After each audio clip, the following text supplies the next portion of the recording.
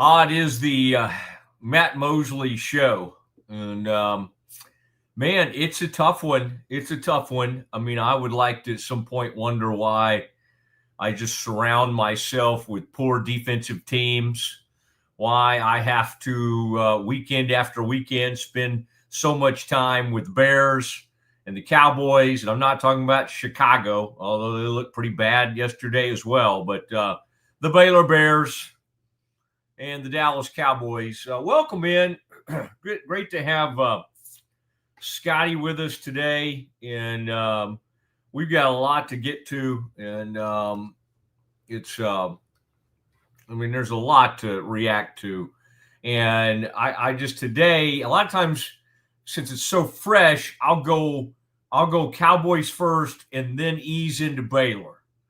I think today, given kind of what's going on and what's swirling in college football, we're going to go the other way. We're going to go Baylor first, and then we'll roll into and plus that'll help us as we do some Campus Confidential at about 1:30, 1:35 or whatever. We'll kind of look around the nation a little bit. But, I mean, Scotty, sadly, and boy, even when we did our show the other day, our Green and Gold Game Day show, there were a lot of Baylor people that, let's be honest, were rooting. I mean, and I hate it, and I was not one of these. But there are a lot of, this is not just the random mean-spirited Baylor fan. There are a lot of good old longtime Baylor fans that really weren't dying for a win because they want regime change. They want a new head coach. And so I would not say that I sensed just huge, like maybe didn't like losing, didn't like the way it happened. But I think there are people who think that that Baylor losses will lead to a new head coach. The only thing I caution you on is, boy, if 3-9, if 1-7 doesn't get it, I mean, you know, what do you think does for sure? Scotty has changed his tune. Scotty Swingler with me even just a few weeks ago. Scotty was so caught up in and of course he loves this quarterback coming in the 2026 class. I think he was so caught up in the recruiting aspect of this and knowing that Baylor had a borderline top 25 recruiting class that was why maybe he was against firing this head coach. I think probably there's been some things happening in the last few weeks that have caused Scotty and many, many others to come across to the idea of, you know what, love to keep them all, and maybe they will. And maybe the way this portal works now and the way the early recruiting works in December, maybe they'll be able to move quickly. The problem, of course, is, Scotty, that Baylor they don't pull Brian Kelly's, right? They don't run out there and oh, okay, we're 5-3 now. Brian Kelly got embarrassed at home. He's done. By the next day, he's done.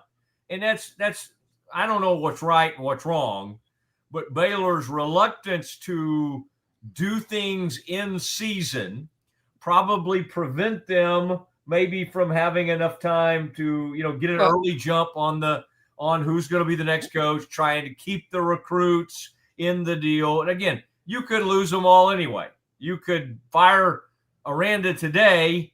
I mean, I don't know if there's the best way to do this, but I think the days of being able to, hey, try to manage this and keep your whole recruiting class intact, that's probably that's just not going to happen either, no matter how you do this.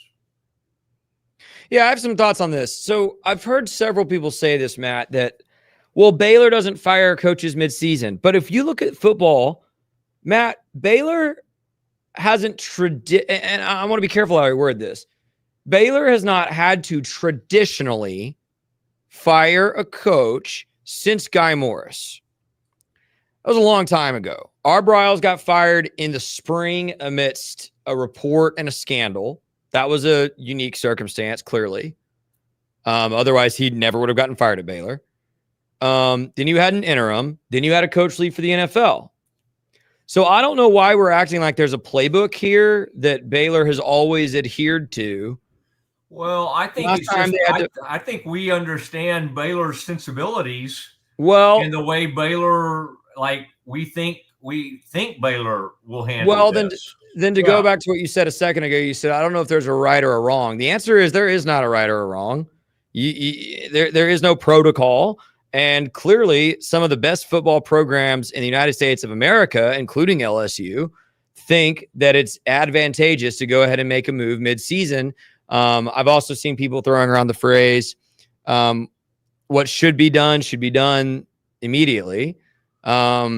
You know, and then I would also just add, as far as the recruiting class, and you're right, I do not want to act like Dave Aranda doesn't do a lot of things right, because it is actually the 25 ranked recruiting class right now. Rylan Morris just flipped back to Baylor yesterday, 4-star running back.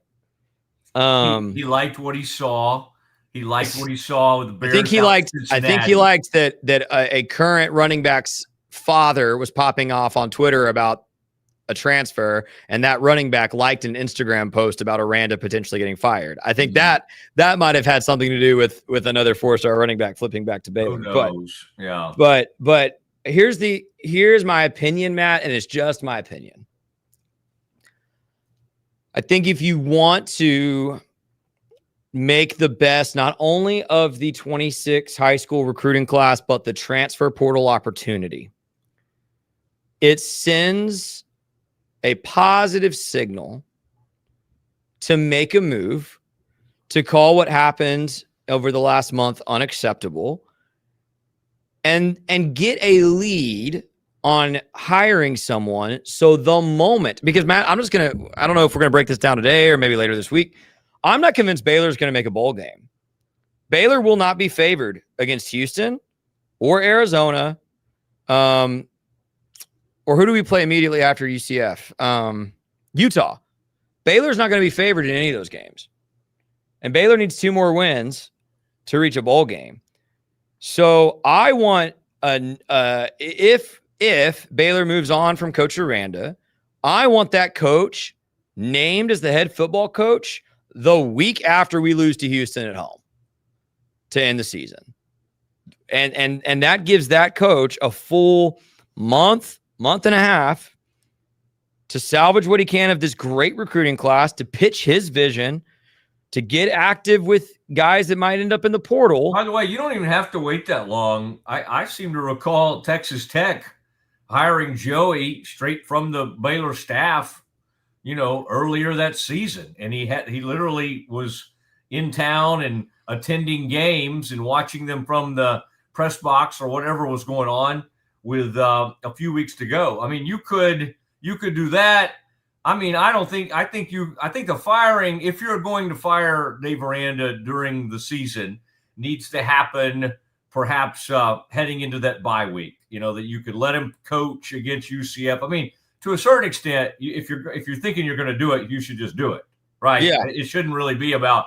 And so, and I want to hit some news real quick, some breaking news. The Mason Miller, the offensive line coach, is no longer with the Bears.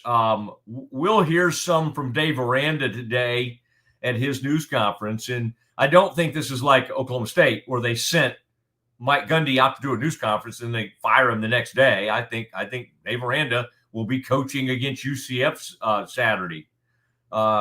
By the way, Scotty, did we get a game time on that? Did you?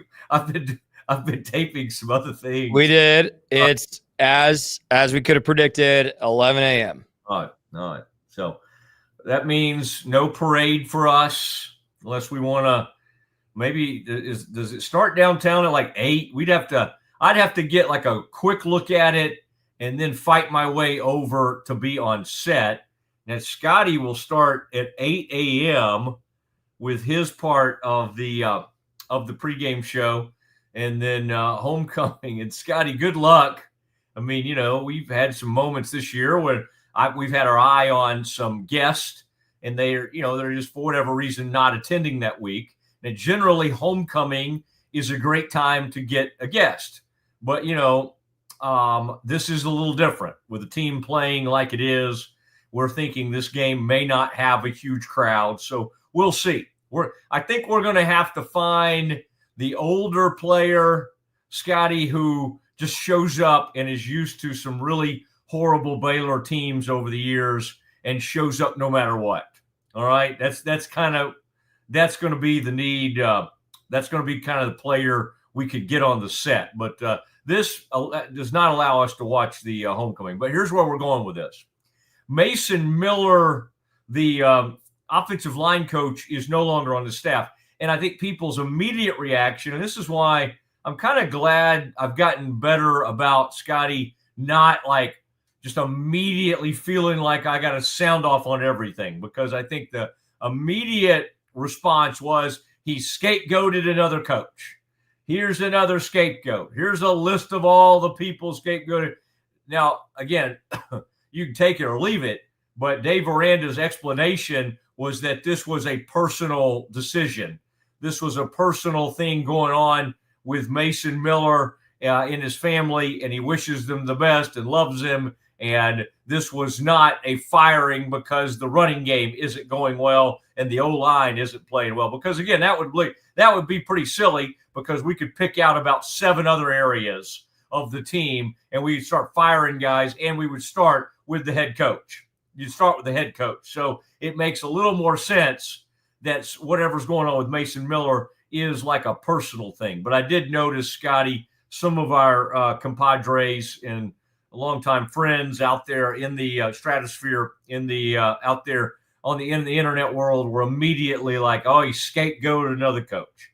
That is not what Dave Aranda is suggesting happened here with Mason Miller. Now, what happened the other day is the Bears did not. They showed up, and Scotty, I think you and I we did some things at the end of our pregame show. You had to wrap some things up. You helped Faith and me with some really cool things that we were doing with some of our fathers and grandfathers, fraternity brothers. And then we all kind of raced over because we were doing it in the beautiful, 365 Sports Studios via Rogue Media Network. We were able to kind of get over in position to watch this game. Now, Scotty went to, I think, over to the Crickets. I ran over to the to Nipa's, an old favorite, because I love that green sauce. And so we holed up with our respective. I had my wife with me, so we got a good spot over there. And fortunately, we were able to bring the two gatherings together at some point. Scotty ran over to say hi, but anyway, it was a mess, and the weather was bad enough that it was knocking out the TV services. So I found my way, Scotty. Eventually, after we saw Scotty, we went over to my nephew's house that he lives with several KOTs. And fortunately they had YouTube TV, and so we were able to do it. But all that to say, Scotty, by the time we even got in our seats to watch the start of that game, it was already 7-0. It was like 11:46 in the game, and it's 7-0. Boom, they're out. Baylor went 3-and-out early, but I think their third drive, they finally went 39 yards and then maybe went for it and didn't get it. Okay, turned it over on downs. So Baylor offense was not clicking to start the day. Bears find themselves late in the first half down 24-0. I mean, I think a lot of Baylor fans were like, get this thing done at halftime. Fire this guy. I mean, this is bad. This is brutal. The Bears make it 24-7 going into the half. They do what they always do, and they tried to throw some haymakers, and they fought their way back in the game and got it to 27-20. And then from there, they couldn't get it done. Whether it was, even when it was 34-20 and they had a last-ditch effort, they're coming on the return, and Cole Wilson fumbles the ball.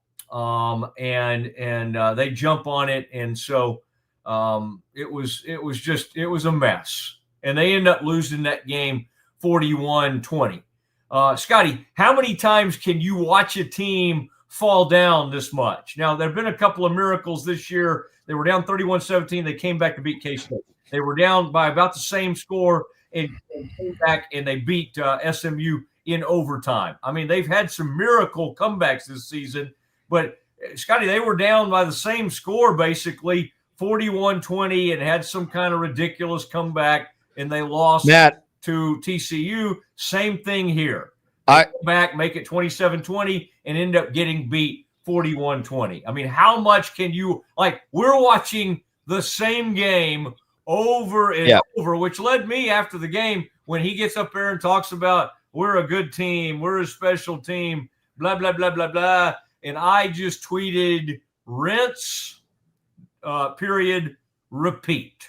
And I noticed that response was like, I don't know, 12 to 15,000 people. And it wasn't even a big thing I put out there. But basically my message at that point was like, this is the exact same playbook every week. And nobody wants to hear this guy come in and tell you how talented they are. That's right. How much they love each other, how they never try, and how they have a care factor. Like there's nothing in that message that resonates with this fan base. If it ever did, it no longer connects in any possible way. You're right. And I looked it up last night. Baylor has gone down by at least 2 touchdowns in 5 of their 8 games. 4 of those are the losses, and then the comeback against Kansas State. Matt, can I show you some stats, some team stats I pulled for Please Bear With Me last night? Yeah, sure. This is where Baylor ranks out of the 136 FBS teams in some team stats. And these stats are why the Dave Aranda comment, we're a good team, drives me crazy. Out of 136 FBS teams, Baylor is 123rd in points allowed per game, 111th in yards allowed per game, 119th in defensive stop rate, 135th in fumbles lost. There is only one team in the nation worse. That is Old Dominion. I looked it up.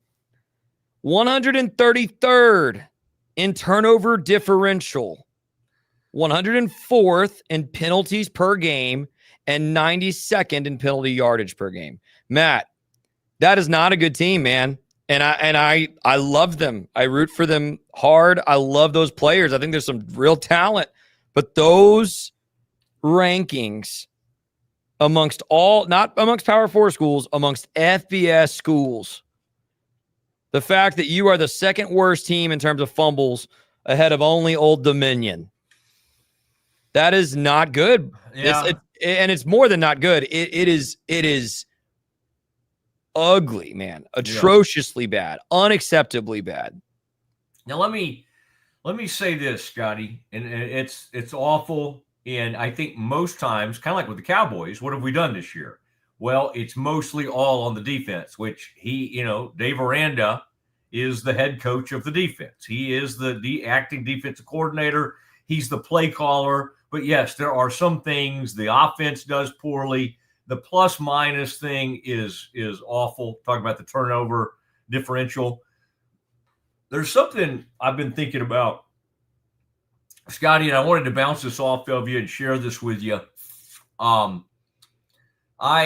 think there's a sentiment, and it happens. I mean, it was bound to happen, that people get mad enough about the football team and the way the team plays that they're also like, hey, what about Mac Rhodes? What about and that's natural. I think that's natural. Yep. The one thing I'll say, and you're seeing more and more of that get brought up. And I think that's natural and that's understandable. I will say this, Mac and Jovan and whoever else you want to mention, I've never watched an administration work this hard to try to prop up a head coach. The one thing you can never blame them for is hiring a guy and then like abandoning him, because think about all they've done and sticking with him through really bad times. They know he doesn't do well with media or doesn't enjoy the media. I think he does fine. So there's almost zero. In fact, there was an old SID named Taylor Bryan. Happy birthday. Taylor turned, I don't know what he turned yesterday, but he's a good friend of mine. And I loved him. He's a great friend to this day. And he tried to do what SIDs are supposed to do. He had a guy that didn't want to do media, and Taylor was like, "Nah, you got to do this. Nah, you need to do this." Taylor Bryan was moved right on out of there. Now, he got another opportunity with North Texas, and now he's at Auburn. He's doing fine. He's great.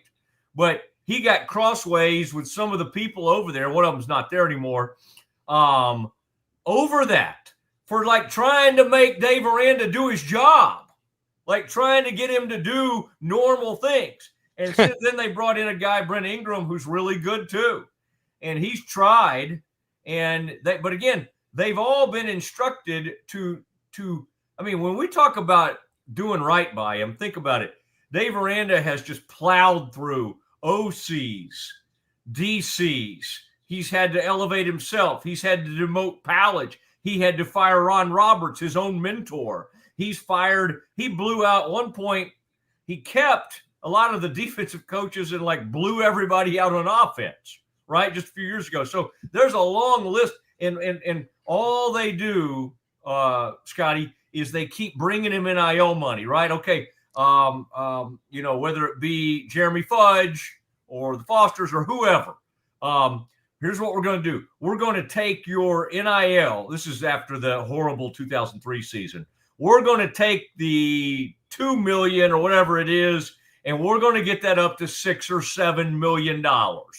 And we're going to let you go work the portal. And then they had all the cutesy stuff about we pay players, right? And that was fun. For a moment, Dave was cool. Like, oh, Dave said we pay players. And we had T-shirts and everybody. But like I get it. I'm not saying you can't be mad at Mac and you can't doubt some of the things he's done or some of the hires. That's fine. But one thing you can't doubt, they have given this guy, no coach in America has been given like more opportunities and more of a shot. If he does get fired, like there cannot be anybody who ever says, well, they didn't do this for him. They didn't give him this shot because he talked his way out of a 3-9 season. They probably should have gotten rid of him then, but they didn't want to. I mean, it was a money thing.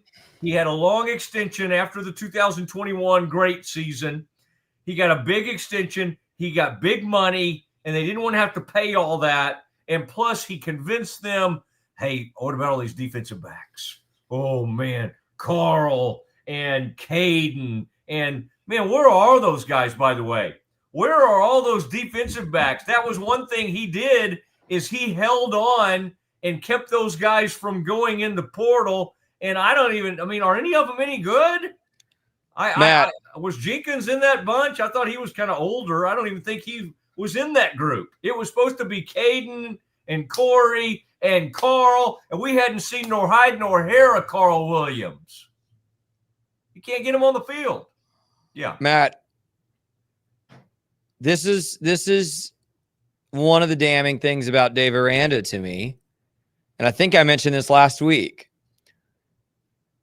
I can give Mac the benefit of the doubt on letting Dave coach past 2023 for two reasons.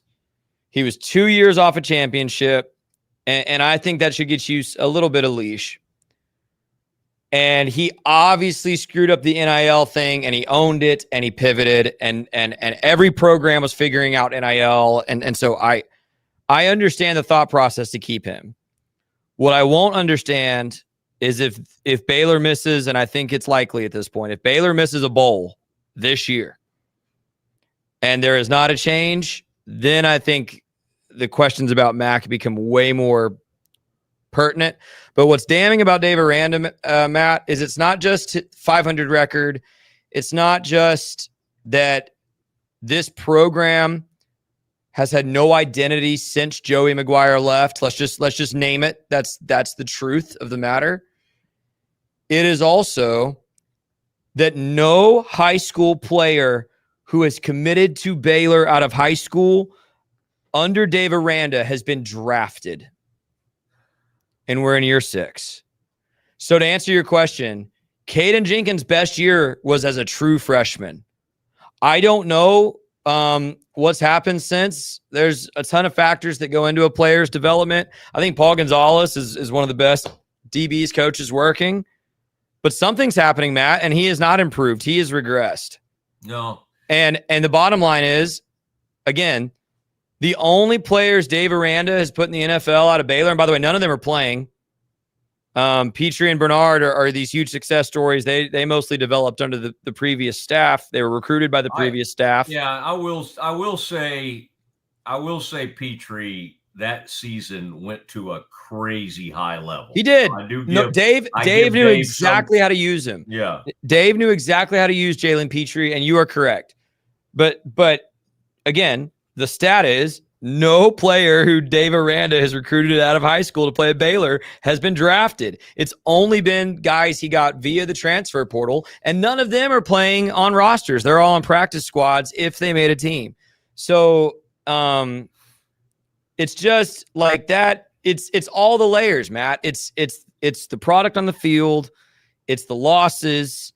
It's the media. And if we could forgive Dave for all of those things, it's like, you've got one of the worst defenses in the United States of America in year 6, and you're a defensive coach, and you haven't put anyone in the NFL. So where I would love for, if there is someone watching that's like, here's why Dave Aranda should coach at Baylor in 26, I'd love to see it. I'd love you to tell me, because I don't see it. I don't see why. Well, the only reason is a reason you kind of were okay with several weeks ago.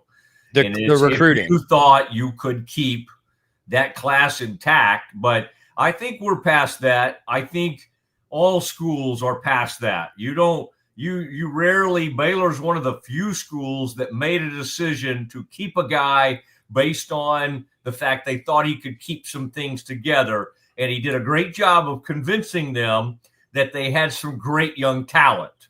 And we bought it. A lot of people bought it. Like, oh, okay. Well, Caden and Carl and you name it, Corey, these guys are going to be the future. These guys are the future. Right now, they're just trying to get through games. I would say, hey, at least Thornton was playing his rear off the other day. Thornton came up and challenged some people. And there's a lot of players that are. There's a lot of players that care. Josh Cameron goes down as one of my very favorite Baylor Bears ever because of the effort. Yeah, but that's the problem, is they're wasting guys like that. Correct. We're wasting, Sawyer had that incredible run last year, and then he's had great moments this year. And they do have really good, talented. We're getting one of the best tight end years in the Big 12's history. Yeah. We're getting the best tight end year ever at Baylor. And he's, one thing I'll say about that guy, and I know he's had some knucklehead moments and he has some maturity issues, and that'll be evaluated in the draft. I mean, there's one guy they brought in the portal that should be a fairly high draft pick.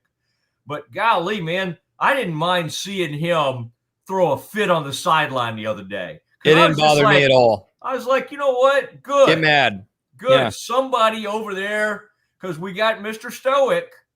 You got Mr. Stoic over there, and he, it's just not in him to do that. And I think this fan base can't. They can take Stoic. You can take stoicism if you're winning. And but I'll say this: I don't know if this will make anybody feel better or not.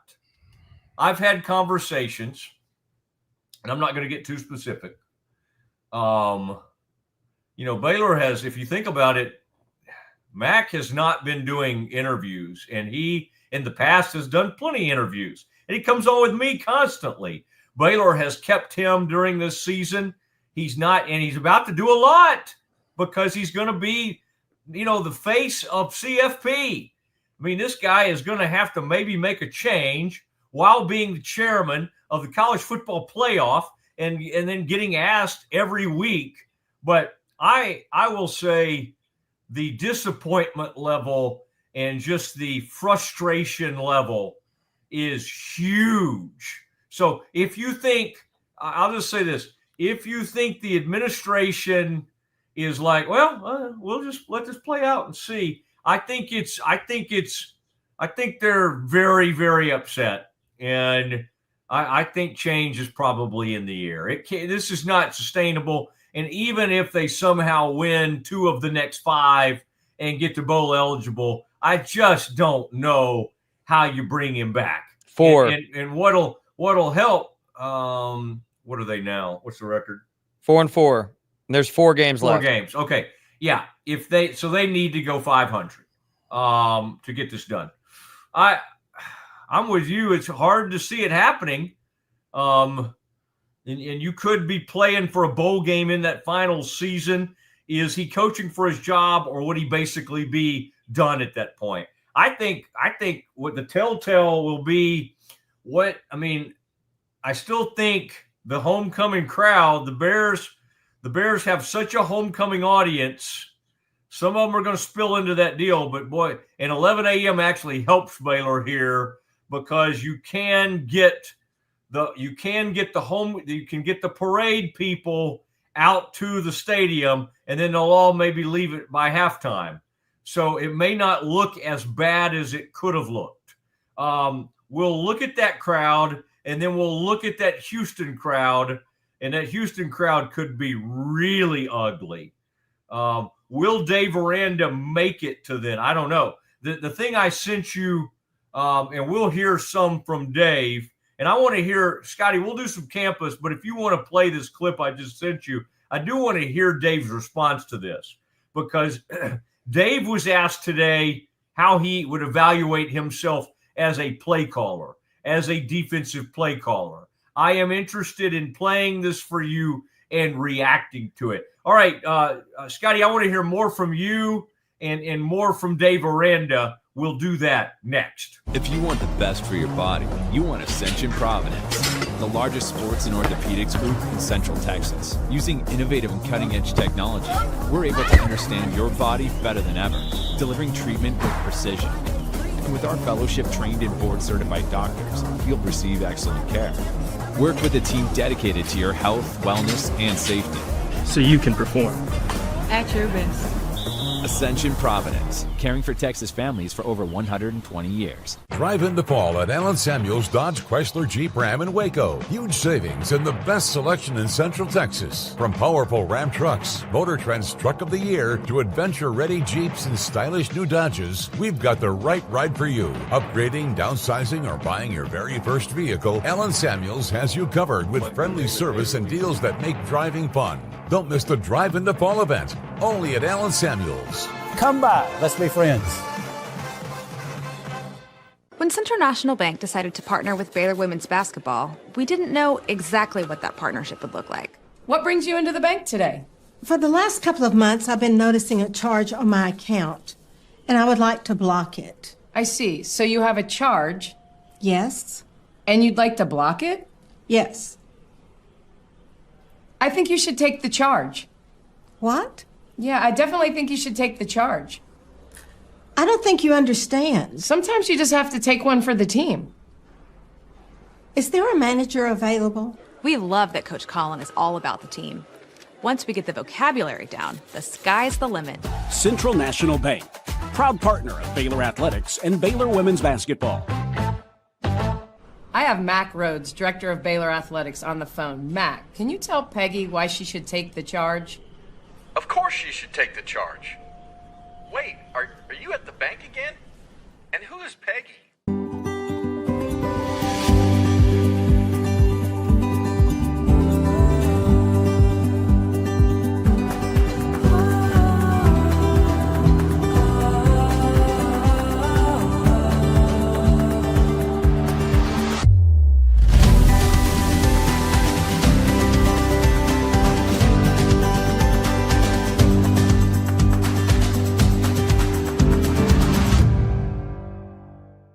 Football is back, and Underdog is the best place to make picks and win money all season long.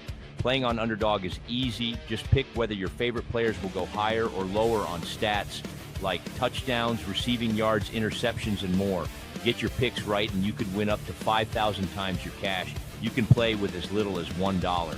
Download the app today and sign up with promo code Mosley to score $50 in bonus funds when you play your first $5. That's promo code MOSLEY. Millions of fans have already won billions making picks on Underdog. Will you be next? Underdog, make picks, win money. Must be 18 plus, 19 plus in Alabama and Nebraska, 19 plus in Colorado for some games, 21 plus in Arizona, Massachusetts, and Virginia, and present in a state where Underdog Fantasy operates. Terms apply. See assets.underdogfantasy.com/web/play-and-get-terms_DFS_.html for details. Offer not valid in Maryland, Michigan, Ohio, and Pennsylvania. Concerned with your play? Call 1-800-GAMBLER or visit www.ncpgambling.org. In New York, call the 24/7 HOPE line at 1-877-8-HOPE-NY or text HOPE-NY. That's 467-369. Hey, Matt Mosley Show. We're back. Hey, listen. I won money on Underdog this weekend. That's right. I gave you my college football picks at the end of the week. I missed on one, but since Underdog lets you do a flex pick and I got the other 3 correct, I won money. That's what's great about Underdog. So let me tell you what my picks are for tonight. And if you want to make some money, maybe you'll join me. Combining a little NBA and Monday Night Football action, Klay Thompson, higher than 1.5 3-pointers made for Dallas. I think Klay's going to have to hit 3 or 4 at least to try to keep up with this dynamic Oklahoma City Thunder team.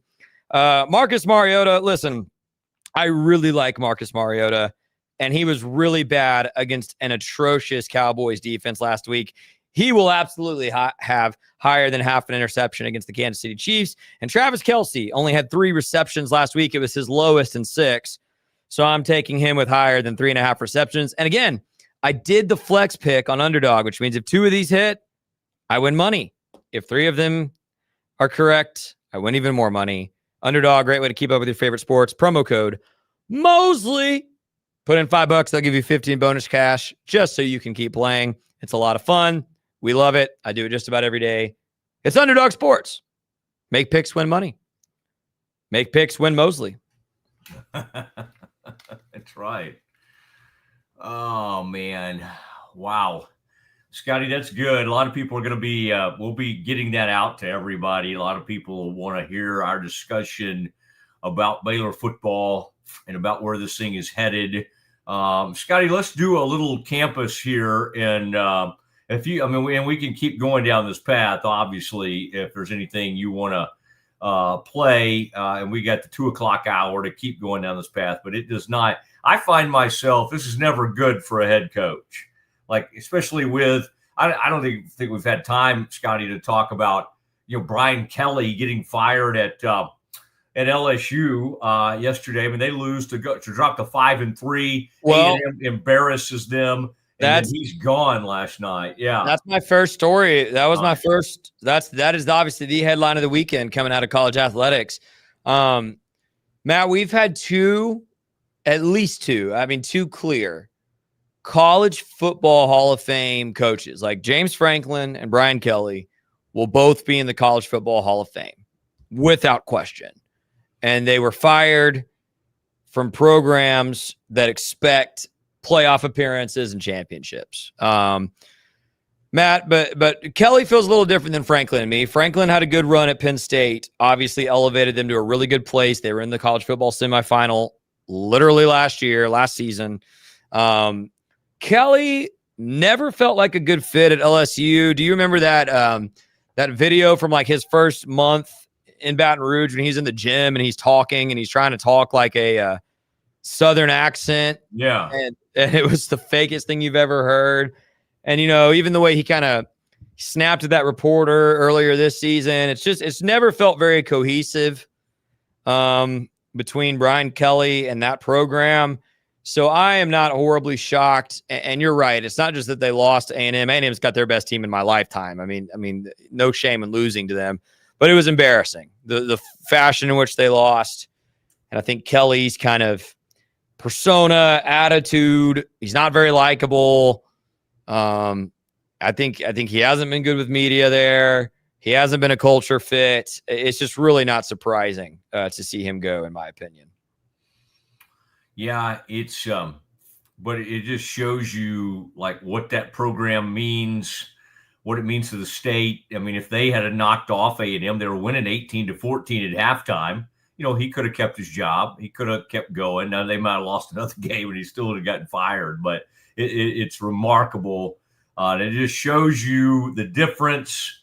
And again, you can argue if that's a negative or a positive thing. If you're someone who thinks that college athletics and college football has takes up too much space and it overshadows everything, including academics, then you probably think what LSU did was really bad.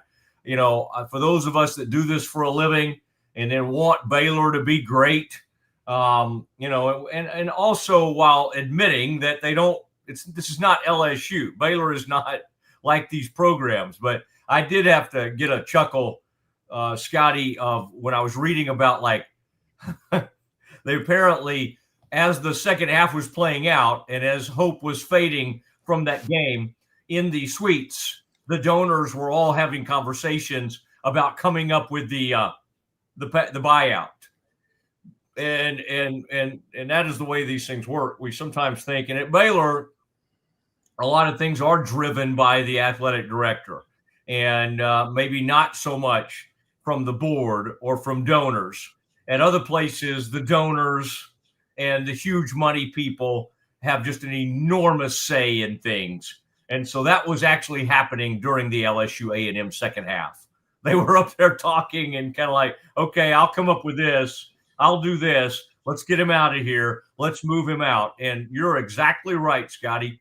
I mean, the Louisiana portion of this thing of LSU, that means so much, and it has so much rich history. And while they have been up and down, they do have this century, some national championships. In fact, they got one. Saban, they got one less, Miles, and they got one with Coach Orgeron. So they've done enough to always keep that standard up there pretty high. And while Brian Kelly did some things well, man, you're right. He never truly connected. And you got to get down there with those Cajuns and you got to connect. Mulkey's one of them. So that was the easiest connection ever because she's from Tickfall, Louisiana or wherever. And it's the easiest thing in the world for her to connect because she's part of the heritage. And she played at Louisiana Tech. There's no bridge. There's no gap. She is one of them. He was not. Now, can you win there and not be one of them? Yeah. Yeah, I mean, Les Miles was a Michigan man, but had coached in the South, and Nick Saban was from West Virginia. Sure, but you got to understand how important the culture is, and getting in there with those high school coaches and going up and down those parishes and understanding what New Orleans means and what all that means. And Brian Kelly never cared about that. He just, hey, I want to be a football coach. I want to be a CEO. There's some things he does very well. But, if he was so great, you would have seen a major fall off at Notre Dame, and you have not. In fact, Notre Dame and what they've done, they really haven't experienced any fall off at all. And you could make an argument that they've gotten better since his departure. So he goes, and that immediately becomes, you used to be able to make an argument, Scotty, for Florida and LSU to be pretty close. I think right now, LSU, especially over the past 15, 20 years, I think LSU's up here, about right there. LSU's here, Florida's here, Auburn's here, Arkansas's under Auburn, and then you can bring up anything else you want to bring up. But and Penn State somewhere I think here's LSU. I think Penn State's just a little bit under LSU, and then Florida's under Penn State. Scotty, any disagreement there? No disagreement there. Okay. No disagreement. You like that ranking? I did. Someone sent me a report or a tweet. Maybe it was just some speculation. I know we talked about this last week. I would not bet that this happens. I would bet against this. But a name that's already being mentioned for the LSU job is Jimbo Fisher. I don't think that's going to happen the way it went at A&M. But I will say, could be a cultural fit. Certainly more of a cultural fit than Brian Kelly. Yeah, although, God, he didn't. I mean, if you can fit at LSU, if we're going to say that's a good cultural fit for you, I don't really understand why you wouldn't fit at A&M, and he didn't. He was kind of weirdly aloof and just didn't. I mean, Elko is just, and we don't want to overreact. I mean, A&M has learned its lesson there. They had the Johnny experience, and then they probably overreacted with Sumlin, and then they had the, Jimbo had the one big year. I think that was actually the COVID year. They went 9-1, 2020, and they gave him an extension, and it was a massive bad deal that they had to end up getting out of. But I do think they're going to have to take care of Elko because they're having a unbelievable season. And right now there are 4 teams that look like national title contenders: Alabama, Ohio State, Indiana, and Texas A&M. And I'm not saying somebody else couldn't jump up there, but to me, those 4 programs right there look kind of like monsters. And so you better take care of Elko. I mean, why in the world wouldn't LSU be thinking, looking at the team that just beat them out of their own stadium, just embarrassed them, ran up the score on them? Why in the world? And what's funny about old Elko? Man, who was he on the staff for? Who was he? He was at A&M, then he went to Notre Dame with old Brian Kelly, and then ends up getting hired to be the A&M head coach. So it's always interesting to look at like what staffs these people were on and everything. Our man Elko had a funny comment the other night. They said after the game like something about the record, people's record at LSU, and they said, so and so they've been 20-1 or something. And he leaned in. He just said 20-2. I mean, it was good. It was a good. I think I relate to Elko because we both love hoodies. We're plus. I think I'm maybe a little bit thinner than Elko just because I'm fairly tall, but we're kind of pudgy white men that like a good. We like a good hoodie. And so I think I relate to him in that way. I don't cuss as much as he does. In fact, I barely cuss at all. I would say probably, Scotty, if you've ever heard me cuss, I'd be kind of shocked. Maybe. Who knows? Maybe. But I can't. Do you want me to reveal the answer to that question or not? What did you see me get mad one time or something? I can't remember. No, you weren't mad. No. What did it involve? I'm trying to remember the context. Lizzie was there. Lizzie, do you remember what? It surely wasn't off. It was not on air, but it was not on air. It was Saturday though. It was on Saturday. Saturday. Wow, I would never cuss in mixed company. That's crazy. Well, you sure might have. But it didn't get on the deal, did it? No. Okay, good. Okay, I'd like to hear more about this, but I can't think of when I would. You brought it up, man. I'm just being honest. I know. I appreciate it. I might need to address that. I got to look at the tape, clean that up. Well, there's no tape. I just told you didn't do it when we were. I know, but I'm just talking in general. I just need to kind of review my behavior in public. Boy, I tell you what, Lizzie came through for me the other day in a big way. She did. That was good. That is sanctification, by the way, reviewing and modifying behavior. A run she made. Okay. Sanctification. Okay, that's interesting. I was just doing some stuff on the Transfiguration recently. I'm missing Bible study tonight to go watch the Mavericks. I'm going to go see Cooper Flagg. Y'all don't do sanctification at old. Why am I forgetting the name of your church? I know where you go to church. I know. Yeah, Wilshire Baptist. Wilshire, that's right. We do I think some people do intinction. And of course, that's when you take that. That's more like an Episcopalian or yeah. That's for the Baptist method. That's too much germs for the Baptist. I think we occasionally dabble in that, but I like to just pass it. Well, that's why y'all don't do sanctification. That's like cheating. It's not supposed to be one scoop. It's supposed to be, Oh yeah, I think once COVID hit, people tried to get away from a lot of the dipping and all that kind of stuff. I've gotten to where I don't like to do that thing where I walk up front and I get in line. It feels too public for me. It feels too showy. All right. What else do we have, sir, in Campus Confidential? Man, let me get my thoughts back together here. Let's look at this. Let's look at this top 25, of course. Top 25 for the week. Top 25 intinction. Okay. Five Big 12 teams making the cut.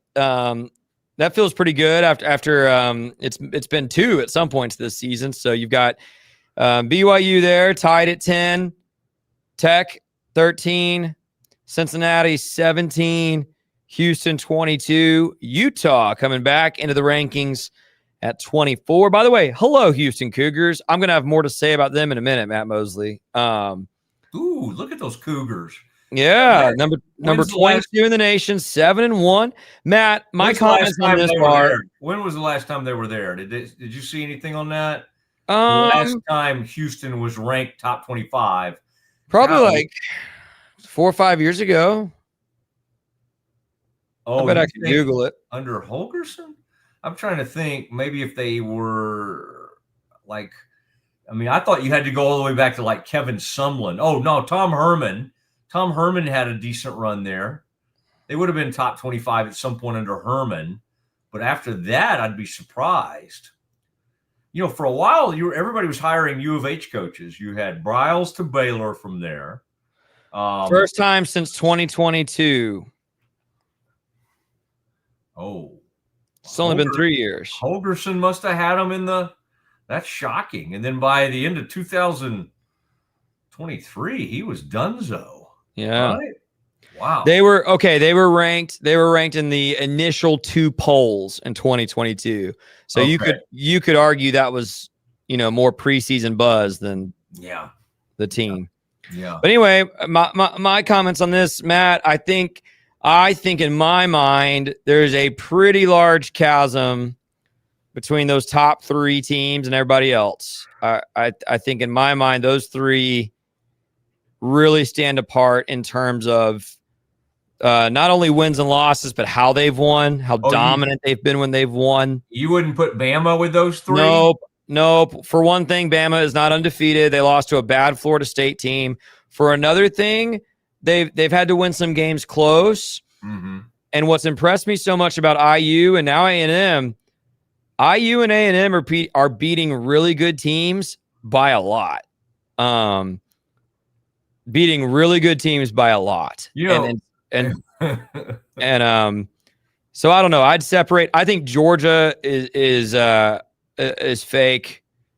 They should have lost to Auburn. The referees were playing for Georgia that day. I think I've said this for a while. I love seeing Georgia Tech and Vanderbilt in the top 10. I hope they can make it to the playoff. That's fun to me. I think BYU is special, man. What they did Saturday against Iowa State, down 7 at half, and then you just blow them out by 3 or 4 touchdowns in the second half. It's awesome. Look what the pollsters are trying to do, though. Look what they're going to attempt to do. This is an amazing thing. They're going to try to take a 2-loss Notre Dame and at some point jump them in front of an undefeated BYU. I don't think you can put them in front if BYU finishes undefeated. I'm going to show you BYU's schedule in a minute. All right. BYU's got some big games coming up. But Matt, I'm going to tell you the other thing I don't like about this top 25. Memphis creeps back in here at 25 as the group of 5 school, despite getting their butts kicked by USF, who just lost this week, by the way. I think we're going to find out a lot. We're going to know in the next 3 weeks who this group of 5 representative for the playoff will be, because Navy is undefeated, and their next 3 games are Notre Dame, USF, and Memphis. And after that 3-game stretch, we will know. And I'm rooting for Navy to do it because I kind of like when a military academy can get back up there in the top 25. I think that's cool. Yeah. But I was a little surprised to see Memphis kind of slide back into that 25 slot instead of an undefeated Navy. Okay, now I believe I may have just misheard what you said. Memphis did beat South Florida the other day. Oh, they beat who they lose to? I misspoke. You're right. Okay, 34-31, and that's why Memphis jumped back up there. So I just mixed it up. So I knew that game was consequential. I can't remember who beat that knocks South Florida down, and so hold on. Yeah. Oh, they lost to UAB. That's right. Yeah, that's Alex Mortensen. That's correct. And UAB is bad though. Like that's a rough loss. And I will say this: not only is Navy left on Memphis's schedule, but Memphis still has to play Rice, who's kind of sneaky good this year, and then Tulane. And Tulane is no joke this year. I mean, I think Sumrall at Tulane might be the favorite to get that LSU job in some respects. So yeah, well, gosh, see, they're not going to like. That's not a big enough name for them. When you win 9 games a year at Tulane and it's working out for Willie Fritz, and you're already in the state, I think there's going to be some appeal there. Maybe. And if it's not there, Matt, he might get the Florida job. Maybe, yeah. Although, gosh, anything that seems to them like Napier, they're not going to want. Now, I'm not saying that's who that guy is, but LSU thinks it's too good to hire Sumrall. I can promise you that, and that's why they're going to throw the kitchen sink at Kiffin, and Kiffin's going to have. I mean, Ole Miss will have to get in a bidding war to keep him. Florida's going to get on that. Yeah, but LSU is the better job. Agreed.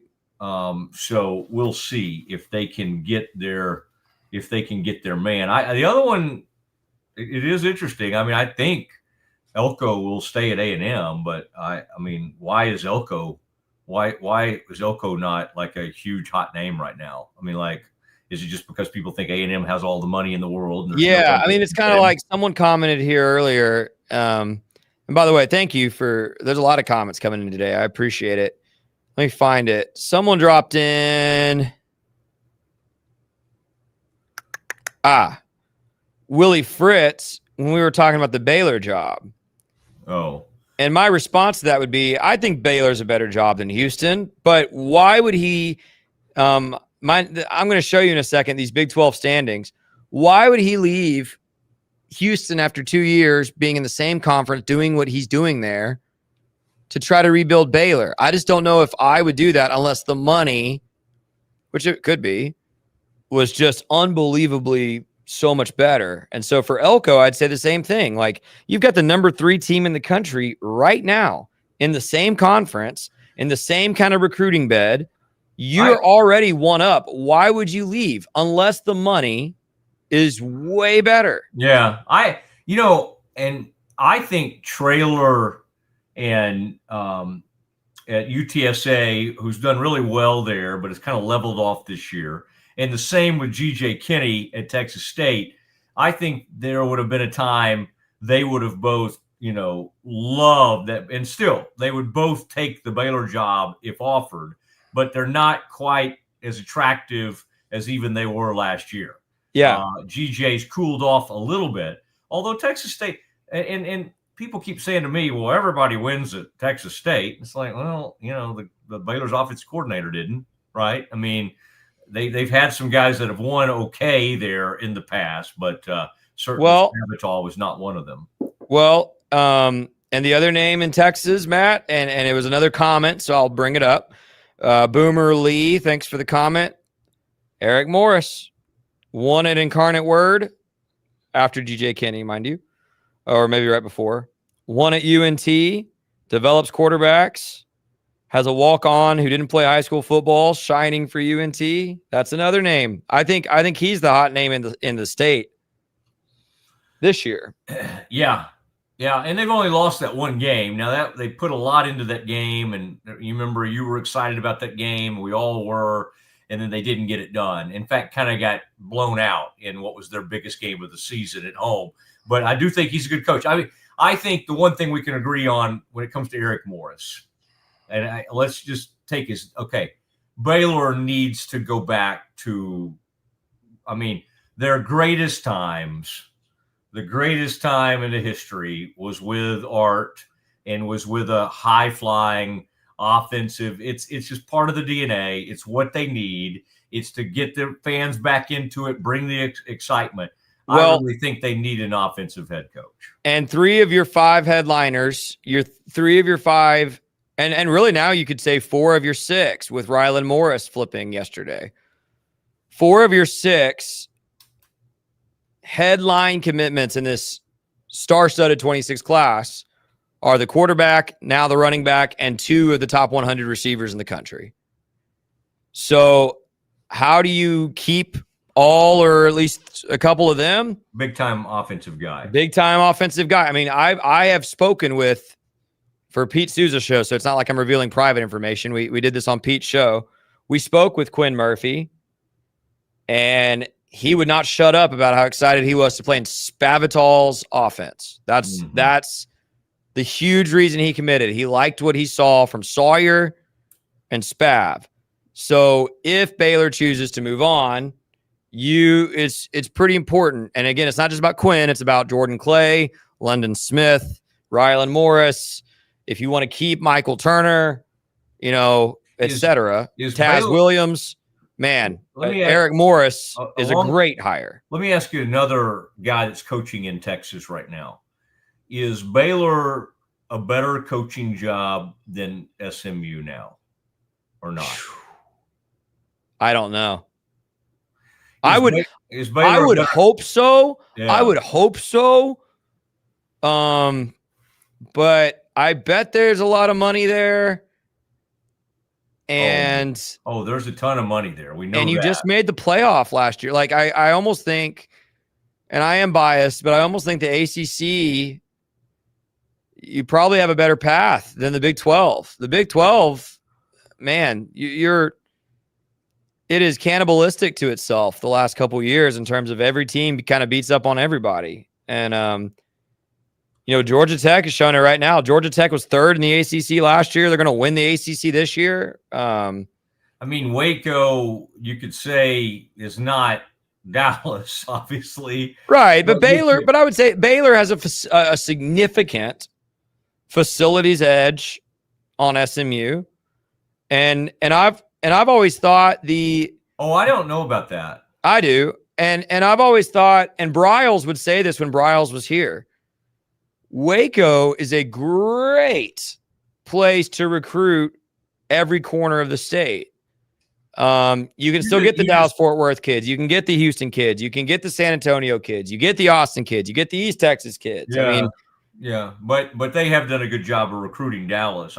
They have. Are you just saying you like Baylor's stadium is better than SMU's? Because I think SMU has kind of everything Baylor has from a facility standpoint. The bottom line is we don't even need to talk about that. The stadium's not close, to answer your question. Decisions are made on NIL these days in portal and who's spending the most money and who's got the most money. And I think right now probably SMU with what they did and giving up all that TV money, I think SMU, I think they may have the edge there. Is Baylor a better job than Arkansas?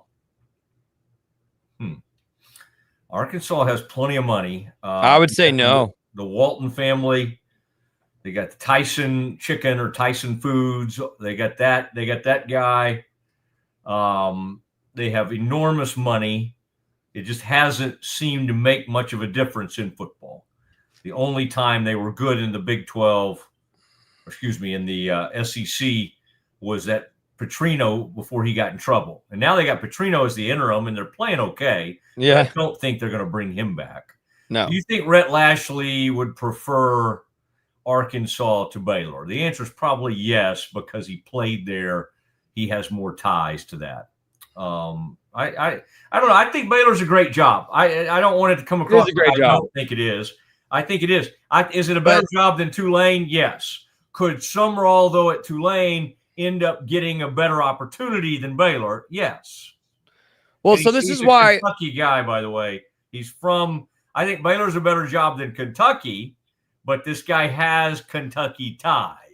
So we got to kind of keep that in mind. I don't know where Summerall will end up. You've talked about ties now twice in the last minute. This is why I said last week, if I were creating the dream profile for a candidate, I want a Texas guy. I think that's, if you're a Baylor fan and you're hoping to keep a coach longer than 3 seasons who can succeed like at the level of Matt Rule but not leave like Matt Rule, you need a guy that wants to be in Texas, because it's got to matter. You got to love it, and it'll help you recruit. So that is where, for me, it's just my opinion. I could be totally wrong. A GJ Kinney or a Trailer or Eric Morris or someone who has coached Texas high school football, those candidates are immediately more appealing to me, because I think there's a better chance they see Baylor as a great job than, and again, no offense to Matt Rule, someone from the Northeast who is not going to view Baylor as a better job than another Big 12 school. Did you know that Texas State is 0-3 in conference right now? I did know that. He's having a rough year. I mean, wow. His stock has dropped even since 3 weeks ago. Yeah, I did know that. Okay. Well, maybe we need to be looking at the Southern Miss coach. they're really good. Oh man, you know who used to be a great Southern Miss coach back in the day before he got hired at UNC? Larry Fedora had a big time run. He had a great time at Baylor. Yeah. He did do a nice job there. Matt, let me show you one more thing, because I cooked up this graphic for this morning, and I think it's helpful to help us visualize the rest of the year for the Big 12. The Big 12 title race has really come down to a 4-horse race. And I have a theory looking at these remaining schedules.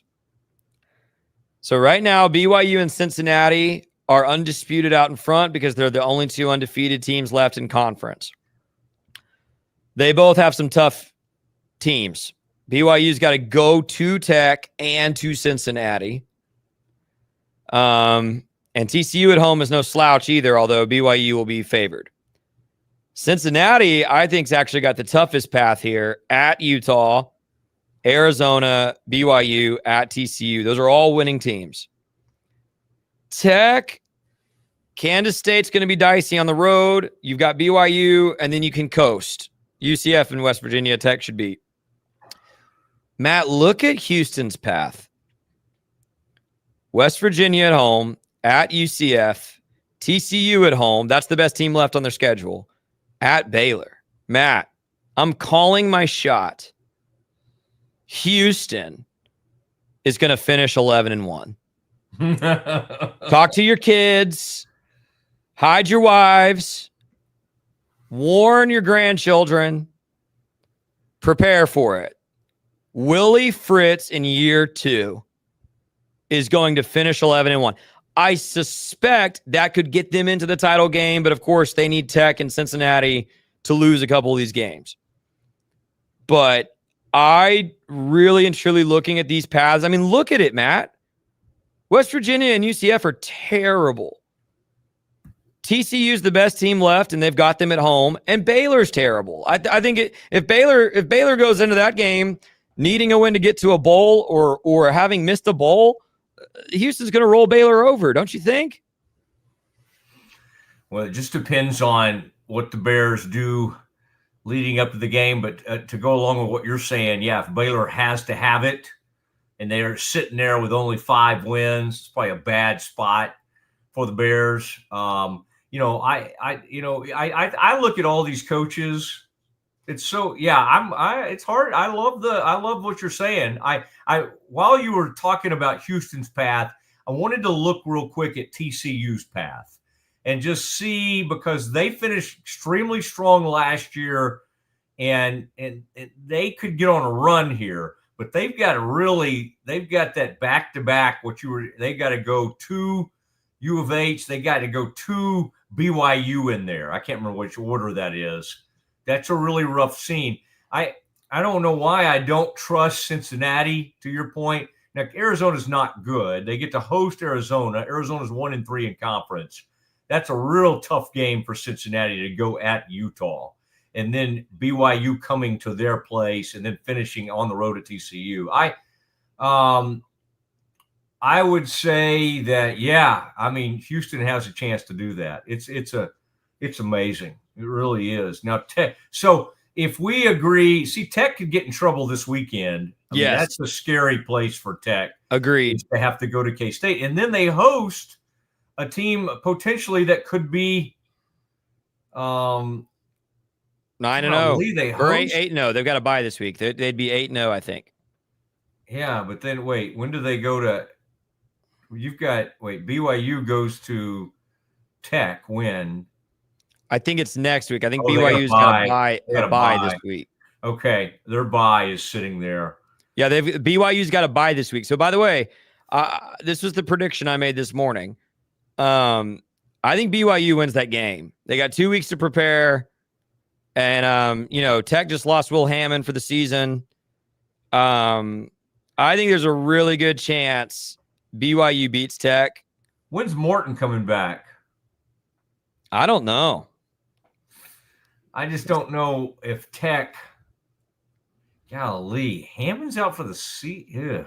Tore his ACL, man. Yeah, it's awful. That's awful. CBS Sports 4 hours ago says Morton ready to go. Okay. So Morton. So that's good. I mean, Morton's a good player. Hammond was pretty dynamic, but Morton's good. So if Tech could survive somehow these next couple of games, then they've got UCF and at horrible West Virginia. Although I was just happened to listen because I was seeing what Pete was up to, Souza, and he had a call, and West Virginia quarterback made the most gorgeous throw I saw all weekend, like dropped a ball in. So, I mean, West Virginia may have a little bit more. Sam, somebody. I can't think who their quarterback is. I want to say his name was Sam. Here's the thing. If Tech loses one of these, they're out because that would be 2 conference losses because they dropped the game to Arizona State. So, in my mind, Tech is going to lose one of those next 2. They're going to lose at Kansas State. You could have a lot of 2-loss teams, though, because – yeah, I don't think so. Because I think BYU is going to get through here 3-1. I think Cincinnati might lose 2, but they might not. And I think Houston's not. I think Houston's going to get through this next 4 undefeated. I think Houston's going to be 11-1. I'd love it, and I think I would love it because also they would beat TCU to do it. I'm probably going to have to bet you something that Houston does not do this. And I don't know. Yeah. Talk to your kids, Matt. Warn your church community. Houston is going 11-1. I mean, Sean Bell needs to be a candidate for this Baylor job. Oh, you're being serious. Okay. Houston's passing game coordinator, Sean Bell, made a brilliant career. He's not even their play caller. Made a brilliant career decision 2 off seasons ago now. He was fortunate. Yeah, his brother is the one that knew Willie. But anyway, it's all good. His brother's not the one who got hired to be the passing game coordinator, though. I know, but Brian helped immensely in that whole situation. So anyway, good for them, though. Glad to see them having success. We love the Bell brothers, especially in Central Texas. We do. All right. We are going to check in with our roving reporter who just got back from Cincinnati and saw the Bears lose a heartbreaker. Can you really have a heartbreaker in an exhibition game? Made it to Indiana to watch Baylor in Indiana. We'll talk to Kevin, our roving reporter, at 2:30. And then we'll do a little bit of Cowboys. I need to do a little bit of Cowboys, but let's do that one thing when we get time, Scotty. I do want to hear Dave because we got all the Dave to play, but I want to hear Dave on how would you evaluate your play calling. That's all next. Bubble wasn't here. I don't know what people would be doing, like making PowerPoints or something. I love that I can sit down and build something the way that I think it should be built. Bubble turns ideas into fully scalable apps. Try Bubble today. At Covers & All, we've revolutionized protective solutions with cutting-edge, customizable covers, tarps, and curtains. We deliver premier protection at affordable prices and express shipping. Visit coversandall.com today for the perfect fit, guaranteed to last. Better sleep, inspired by nature. Your back, hips, and shoulders will fall into perfect alignment in any position, meaning that you get deeper, more comfortable rest. Visit ecoterrabeds.com. Cleanse your body of accumulated toxins and embark on your wellness journey at your own pace. At Global Healing, we provide premium supplements to help your body heal naturally. Start your healing journey today at globalhealing.com and organichemp.com.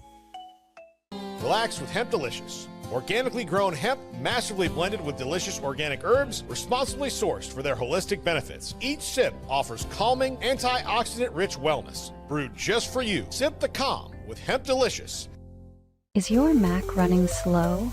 Mac Booster 8 is your all-in-one solution to clean up 20 types of junk files. Get your Mac running like new again with Mac Booster 8. Visit macboost.net today. I know you're gonna love this Kodak Dot Plus printer. You guys just connect it to your smartphone. I can assure you, you are going to love this printer as much as my family has. You guys have to check it out for yourself. At Mapiful, we believe in celebrating your journey. Our unique personalized products are designed to boost your confidence. From custom home decor to meaningful gifts, we help you cherish the memories that make you who you are. Visit mapiful.com and start celebrating your story today. Streamline event and appointment booking with Amelia's sleek, modern, and fully customizable booking forms. WPAmelia.com. That's WPAMELIA.com. Amelia. Nalgene Outdoor has been your trusted companion, fueling adventures and helping protect the planet. We're committed to reducing waste, improving access to clean water, and providing simple, safe, and sustainable products for you and your family. NALGENE.com. A house is a property, but we live in homes. Home sweet home. Homes where the heart is. We aim to deliver the best home buying and selling experience so you can spend less time real estating and more time living. WhyPersonalLoans.com. Request a loan anytime. Our partners can offer loans up to $35,000 with varying rates and terms. Review your loan offer with no obligation and decide what works for you. Visit PersonalLoans.com today. This is what $500,000 in a duffel bag looks like. Actually not real. That's because it's actually prop money. It looks realistic from a distance, but up close you can see it says for motion picture purposes. Visit PropMoney.com today to get your money seen or money shot right with Prop Money Inc. With San, owning iconic furniture no longer requires paying a premium. With over 15,000 satisfied customers worldwide, we've proven that high-quality furniture doesn't have to come with a high price tag. Explore our collection today at san.com. The U-Like Air 3, launched in 2023, ushers in a new era of sapphire ice cooling technology, offering nearly painless hair reduction in just 3 weeks. That's ULIKE.com. U-Like. VivoSun's mission is to empower growers with stylish and effective products, making indoor growing accessible and enjoyable for everyone. Visit vivosun.com today and get started making growing plants and vegetables easy and automatic. It's Mosley. And we got one of our reporters in the field, Kev Stevenson, going to hop by about 2:30. Man, I'm getting information as we speak. Just people kind of checking in with me. We're getting feedback via the comment section. We're proud to have you. We'll be looking. We'll look. Oh, look like he's in there, Scotty. If we want to go to Kev real quick, and we got a lot to share with you in terms of. Look at that. Kev's back in his office. He's back in the office, man. He's got lots of degrees, and that's good. Man, you're looking good. You're looking refreshed, especially for a man who's been traveling quite a bit, and he's been out there scouting for potentially new coaches for the Bears. Kev, good to have you back. You're the man who brought us for years, Ascension Providence. Now, man, you're what we call a free agent. A lot of these hospital systems are trying to vie for your services, which I love. But Kevin, right now, you're giving them the Heisman because you like to travel and you like to go places. And I want to welcome you back from a trip to Cincinnati. I guess that's called Nippert Stadium, where you saw the Bears and the Bearcats get it on. And Kev, other than the game, other than the play, Mrs. Lincoln, other than the game, was it pretty? Did you enjoy that part of the country? And did Skyline Chili, did it tear up your stomach, or did you have a pretty good experience with the Skyline Chili? Did it live up to its expectations? Matt, first of all, thanks for having me on. We'll get to Skyline Chili. There was a lot to be done in Cincinnati and Indianapolis. I took my driver and SIGEP roommate, my traveling buddy Charlie Gamble, with me again. We landed early on Friday in Indianapolis, caught the rental car, took it to Cincinnati. First thing we did, we went to the Underground Railroad Museum right there between the Reds Stadium and the Bengals Stadium. Really interesting, a little disappointing. Not a lot about really what happened on the Underground Railroad. There's a lot of history involved, but it was an interest. I got to say it was interesting. Stepped across the street for something cold. Thought of you. They had a beer on tap called Baptist. So that was interesting. And then we made our trek to Skyline Chili. Outside of the false advertisement of it being chili, it wasn't bad. I got there's a lot of different ways you order your Skyline Chili. I got a 4-way with beans. And what that is it's spaghetti, their chili sauce with cinnamon in it, shredded cheddar cheese, and beans. And it really, truly wasn't that bad. Okay. I've been there. I also went to the Montgomery Inn, which is known for its ribs. Although once you've had some of your favorite Texas ribs, and when I get out in East Texas, I go to a place called Country Tavern. Know it well. Yeah. Off 20 there at that Liberty. Take that Liberty Hill exit right outside of Kilgore. That's good eating, and it falls off the bone. But yeah, Cincinnati has some good things. The game day experience. Bears obviously get down 24-0, though. From a tailgating and then interacting, and it looked like a little hazy that day. Might have even been some rain around there. Were the Cincinnati people fairly nice to deal with? Were they what kind of how were we on that front? Well, we stayed about 2.5 miles. Like I said, we were right down on the banks of the river. So it's about 2.5 miles from campus. We caught an Uber up there. They've got a pretty good tailgating scene. It's all very compact. Not a lot of space in between. Went over and found a tailgate that was friendly to Baylor fans and saw a few people that we knew there. Experienced an interesting drinking game. They would play AC/DC's Thunderstruck. And whenever you heard the word thunder, you started drinking. And when you heard thunder again, you stopped and you passed to the next person. It was a beer drinking relay game. We got to watch one guy in a particularly long instrumental solo down about 4 or 5 beers before passing it off. That was pretty fun to watch. But the tailgating scene, it's not that they weren't overly friendly. They were just there doing their own thing. Got it. We try to do at our tailgate. We try to invite all the fans through and get to know them a little bit. But it was a pretty good time. Well, a short walk to the on-campus stadium. And when I say on-campus stadium, Nippert is over 100 years old. Wow. And so, but FC Cincinnati also plays there, and they put quite a bit of money into the stadium to modernize it a few years back. And so you got a nice mix of the old stadium and the new amenities. And so it's about 40,000 people, seats about 40,000. There were probably 32, 33 there. It was their homecoming. Okay. So, but it was a good time, and it was a little drizzly at times, but a really good time. saw quite a few Baylor fans up in our section. We were up at the top, and a lot of frustration being let out during that 24-0 part of the game. I think I saw a picture of you at some point with T-Rex, and that worried me. I didn't want I know. You don't want to spend too much time there, but with his bare head or whatever he has. But I do admire that he makes these trips and goes places and supports I think this the team. game was his 76th in a row. Wow. Yeah. Wouldn't he he was banned from some Baylor events for Yeah. a while, I think. No but got him there. So good. Now, Bears lose. They seem to be doing a lot of that. They're 4-4. Mm-hmm. How far were you from the Indianapolis where Baylor and the Indiana Hoosiers got it on in an exhibition game?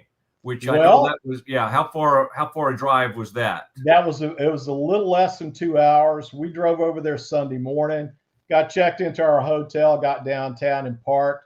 Man, downtown Indianapolis in that little area between Gainesbridge and Lucas Oil is a great little area. So we parked, had about a 5-minute walk to Gainesbridge. That is a beautiful arena. I mean, it is spectacular. Not a bad seat in the house. We had center court seats in the second level. And it was, obviously a lot of red there, a couple of green and gold folks hanging around, but surprised that it wasn't more crowded. There were probably only about 5,000 people there. Yeah. But it was still a fun time.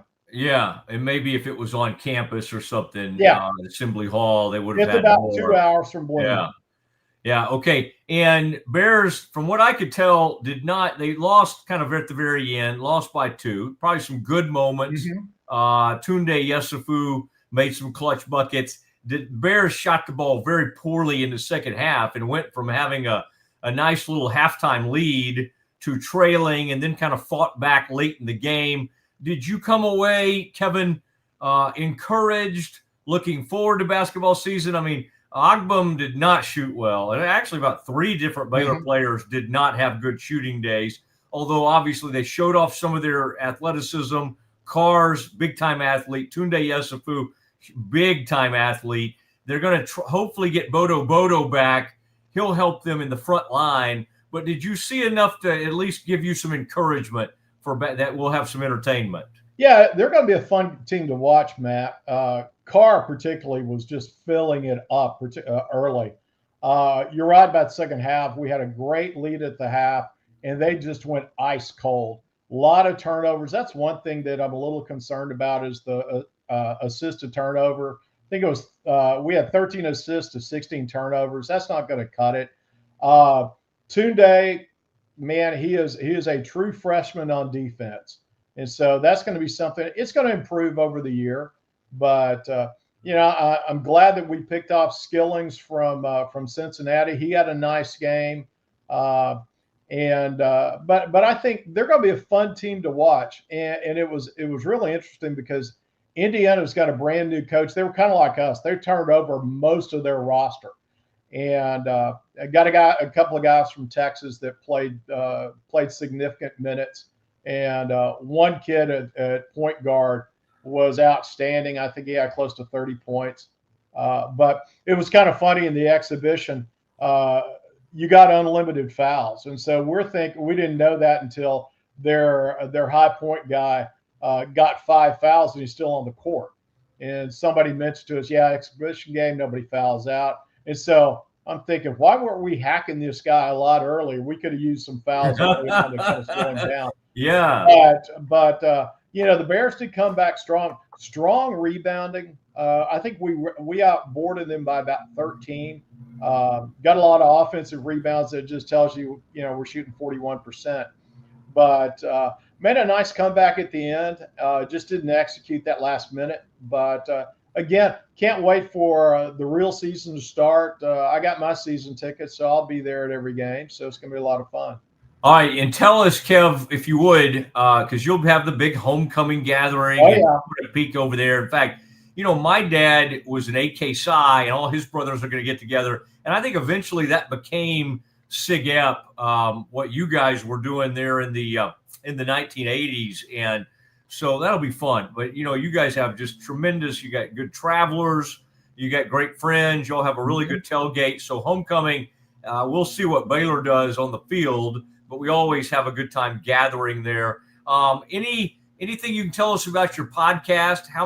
How's that going? And let everybody know where they can find you and that kind of thing. Yeah, appreciate that, Matt. Yeah, I Don't Care with Dr. Kevin Stevenson. We're still rocking along, bumping up on almost 200 episodes now. Got a couple to record this week. But if you're a healthcare nerd like me, or just like to get a little bit more information about leadership and management, tune in to I Don't Care with Dr. Kevin Stevenson. I'm on Spotify, iTunes, YouTube, LinkedIn, you name it, look it up and I'm there. So appreciate the follow. And Matt, always appreciate you talking that up for me. Kev, I do. And man, we love having you. And I'll just say that whatever deal you did for Ascension, I mean, Scotty is basically now got a dream team. I think he's interviewed like 12 different doctors. So you put together an incredible partnership, and we've had fun with this for years, but just know, boy, they are getting a lot of bang for their buck, as you would want it to be. And Absolutely. So thank you for putting something great together. And again, Scotty, every malady Scotty's ever had, concussions, ankles, he's really trying to get to the bottom of those things. And so they've been helpful. And so some of those doctors, those talented doctors that you worked with for years, we're getting to know. So, Kevin, thank you for that. And, boy, I appreciate you being with us today. Hey, enjoyed it, Matt. And Charlie and I are heading to Arizona, so I expect I'll be talking to you after that. Good. Good. I hope so. There he goes, Kevin Stevenson, and he'll have one of the best homecoming spreads out there over in Brazos Parking, where we'll be for our Green and Gold Game Day show, which will start 3 hours before kickoff. And then we'll be right out there by the Camp Fimfo tent, hard by Sikkim 365, right off MLK, across the street from the stadium. And we have a wonderful TV set there and a great crew. And we had a good lead in the other day. We'll do it again as we get ready for the Bears and UCF on homecoming, as we now know that game will be at 11 a.m. Scotty, tell you what we'll do. Let's hear from a couple of our partners. And then let's hear from Dave Aranda. We're going to react to something that Dave had to say today and give you some final thoughts. Tomorrow, I guess we can do Cowboys. The Cowboys had a disaster, and we hadn't had any time to talk any Cowboys today. I promise we'll get in that tomorrow on the Matt Mosley Show here at the Rogue Media Network.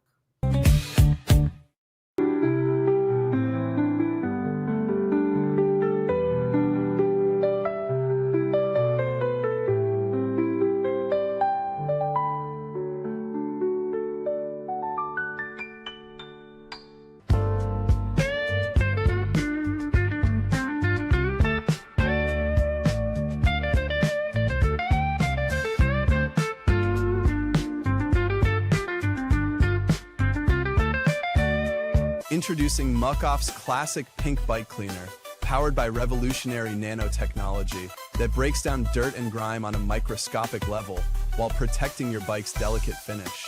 us.muc-off.com. At Open Goal USA, we're revolutionizing training for both soccer and lacrosse with our innovative portable rebounders. Perfect for players of all ages and skill levels. Visit OpenGOAAALUSA.com and elevate your training today. Looking for tickets to the hottest shows, games, and events? Ticket Liquidator is your one-stop shop for great prices, no hassles, and guaranteed tickets. Whether it's sports, theater, or concert, for the best seats at the biggest events, start with Ticket Liquidator today at ticketliquidator.com. Ticket Liquidator.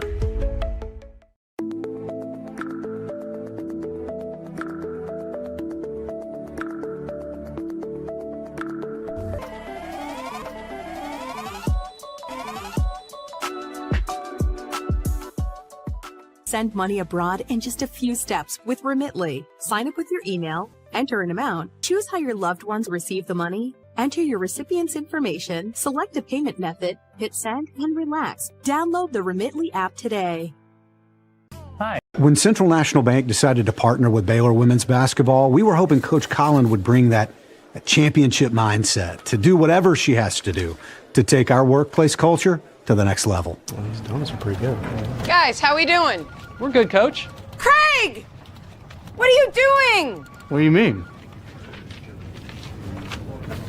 You have to dunk it.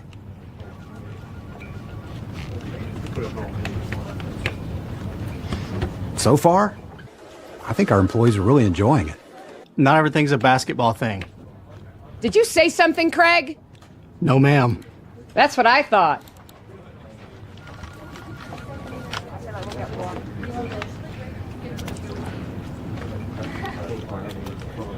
Dude, I think she likes you.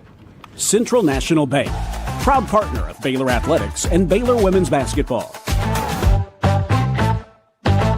If you want the best for your body, you want Ascension Providence, the largest sports and orthopedics group in Central Texas. Using innovative and cutting-edge technology, we're able to understand your body better than ever, delivering treatment with precision. And with our fellowship-trained and board-certified doctors, you'll receive excellent care. Work with a team dedicated to your health, wellness, and safety.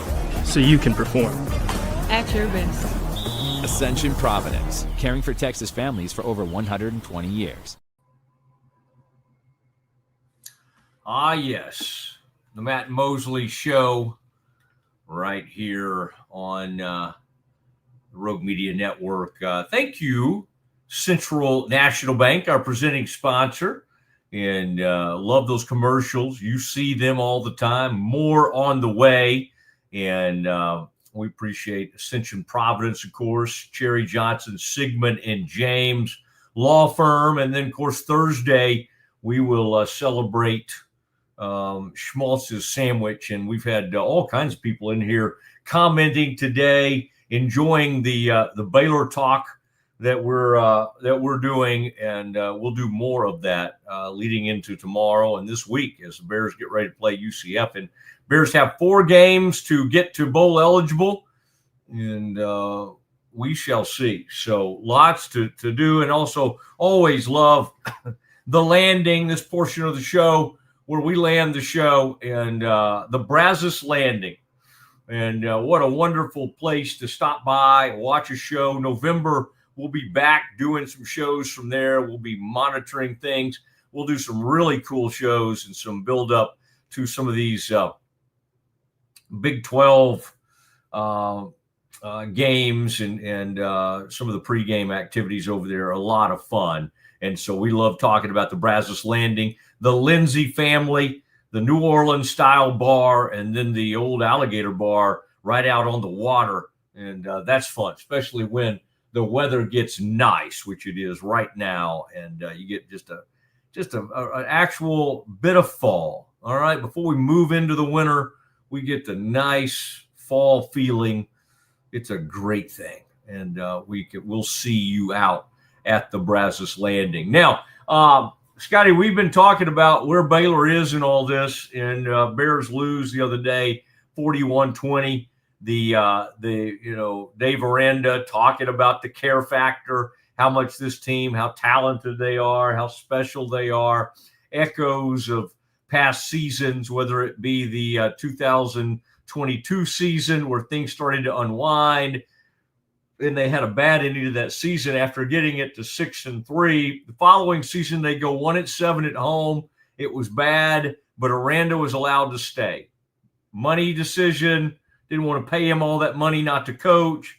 A decision to be able to keep some of those young defensive backs, hold a class together. Now they've put together a nice class, but I think a lot of Baylor people are ready for change. Again, the issue is more and more job openings are happening. All right. LSU now open with Brian Kelly getting fired after that loss to Texas A&M. It looks like Auburn will probably be open. We already know Arkansas is. Florida has been open. And so Baylor would enter a crowded field. And on the surface, there aren't just a ton of exciting alternatives. But right now, people are ready for anything else. Anything else. And there may be some names you hear and go, oh, not him.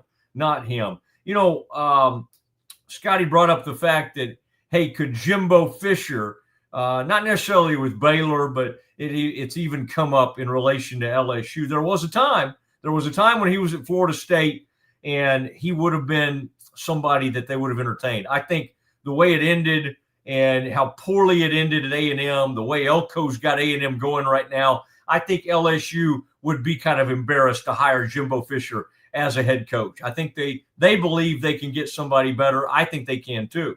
Will that be an up-and-comer like John Sumrall from Tulane, or could that be Lane Kiffin, which is going to take a lot of money, a lot of excitement, or could they coax Nick Saban into one more run? He's always said that, when he left LSU, that there was some unfinished business there, and he obviously he went on to have the incredible run that he had at Alabama, but he didn't. He at one point went and coached in the NFL, did not work out very well, and I think had some misgivings about having decided to leave LSU. Could he ever consider going back? It'd be awesome. It'd be exciting. I don't think he wants to do this now that he's in his 70s, and although it'd be a lot of fun to watch. Scotty, let's do this. We've got some Dave Aranda from today. And tomorrow we may play quite a bit of this for you.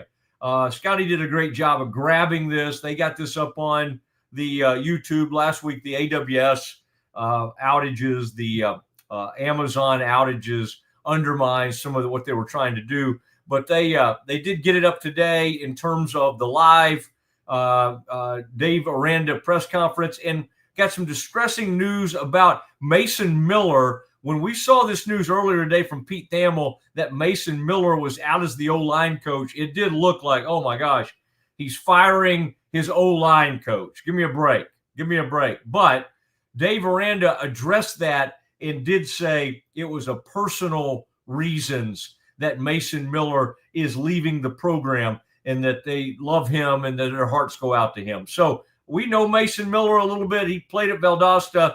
He was at Mississippi State as the O-line coach there, and had gone to Tarleton as their offensive coordinator. But I liked it. I did. It hadn't been a great year for the O-line, but I thought he did some pretty good things. And boy, we wish him the best moving forward. But I want to hear this one, Scotty, where Dave Aranda gets asked about to evaluate himself as a defensive play caller.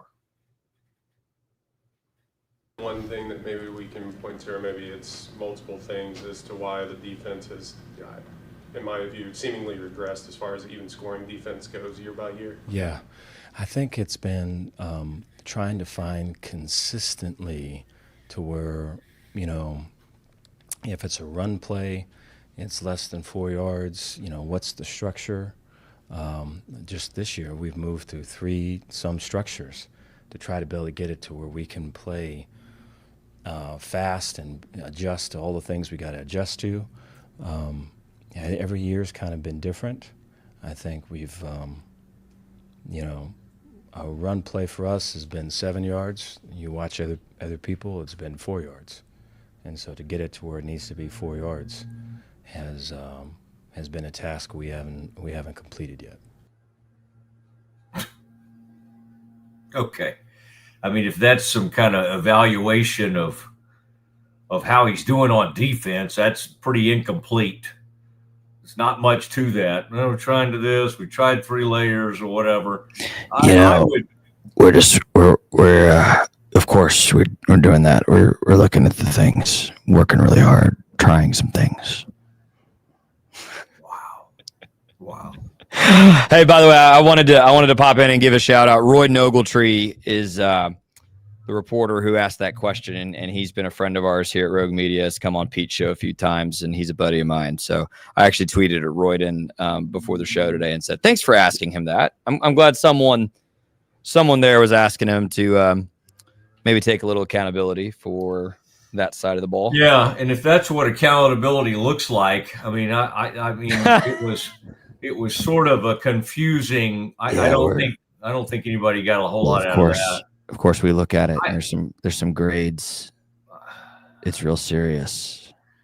Scotty, I think that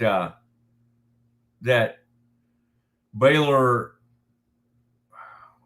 I think they, for instance, Jerry gets coaching, Jerry Jones, and like Brian Schottenheimer and even Eberflus to a certain extent, but especially Schottenheimer, do a nice job of sort of managing Jerry, and they'll give him enough of like what he can come out and say.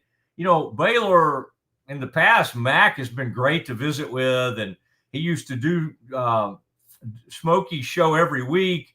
He used to do my show a ton. They've had him off of media for whatever reason. Part of what you have to do as a head coach is to your administrators, whether it be Joe Vaughn or Mac, you have to sometimes kind of go, okay, here's what we're trying to do. Here's why it's not working. I have to tell you, I kind of get the sense that that kind of response and whatever he's trying to do and whatever's going on with these players is not resonating with Mac. I would say Mac at 4-4 and at 500 gets it.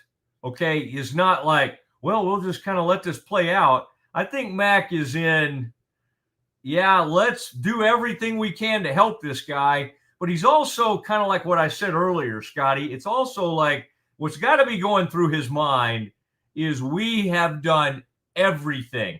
He hired him, then the 2020, then the COVID hits, then the NIL hits. They win that championship. Baylor blows it on the NIL. They didn't capitalize for a lot of reasons. One was Dave, if they had it to do all over again, and they knew NIL was definitely going to happen, they would have hired a different coach because he was not good for the NIL portal era. Now, he tried to get better, and to a certain extent he did, but he did a great job of taking some of Rule's talented players and getting them to a great place in 2021 with the help, yes, of Joey. Joey leaves at some point during that season. Then coaches kind of start to leave and go elsewhere. And, you know, in the ensuing years, Sean and others left. Now, Sean was part of an issue that the Bears were not doing well with high school quarterbacks. They would get one and they would either not get them to campus, or they would leave, or they would decommit. And they had one that ended up in Oregon. And by the way, he's never seen the light of day at Oregon, but they lost him at the last minute. They had one guy who flipped over to Georgia Tech, and he hasn't been good at Georgia Tech. So Sean did have, and talking about Sean Bell, Sean had some struggles identifying quarterbacks or keeping quarterbacks. And so they were struggling for a few years with their high school quarterbacks. And then like Moses in the bull rushes, they found Sawyer from Mississippi State, and he came in here and he's ended up being great. But they also struck out on the quarterback that they paid a bunch of money to from the MAC. You know, that ended up being a bust. So they've had quarterback issues, but the main thing is this coach keeps racing through coordinators, both sides of the ball. And then he made himself the grand poobah. Now, the scary thing about doing that, see, Brian Kelly's good at lining a bunch of people up that he can fire and screaming at people on the sideline. Dave Aranda is a much better person than Brian Kelly. By the way, A&M tried to hire Aranda at one point from LSU and didn't get him, so they brought Elko in as their defensive coordinator. All right, and then Elko got the Duke job, and then he came back to Texas A&M. So what's crazy is if they fire Dave Aranda, he'll have a job that, you know, with as fast as he wants. He'll be a defensive coordinator at a fairly major place. Unfortunately, when given the task to manage the team and the defense, it has not worked. And in fact, it's been a disaster. And Scotty had the numbers to prove it earlier. In defensive metric after defensive metric, they're bad all the way through. There it is. Scotty, Johnny on the spot.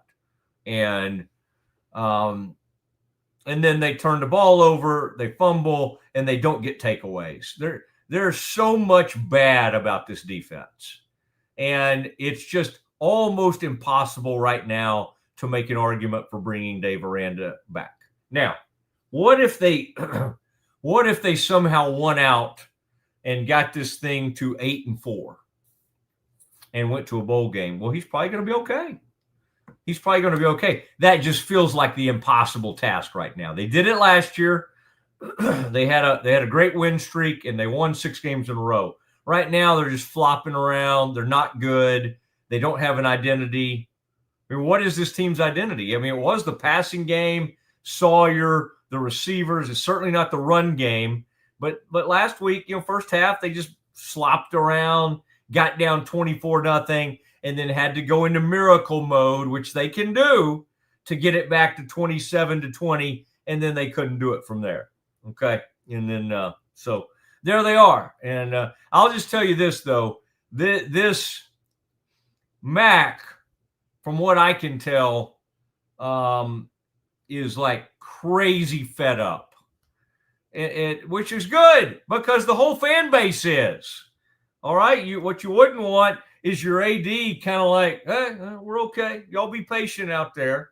No, this is going to be a bad crowd. It's going to be a bad homecoming. Look, and God, I mean, if they lose to UCF, then you could certainly have an in-season change. If they fall to 4-5 and lose to UCF, so that's sad too because half the crowd's going to be rooting for Baylor to lose. Let's tell it like it is. That's just a flat-out truth.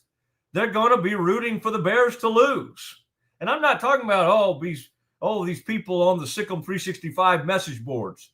My buddy Mal Bear. No, we're not talking about that. We're talking about long time. There may be even some people on the board.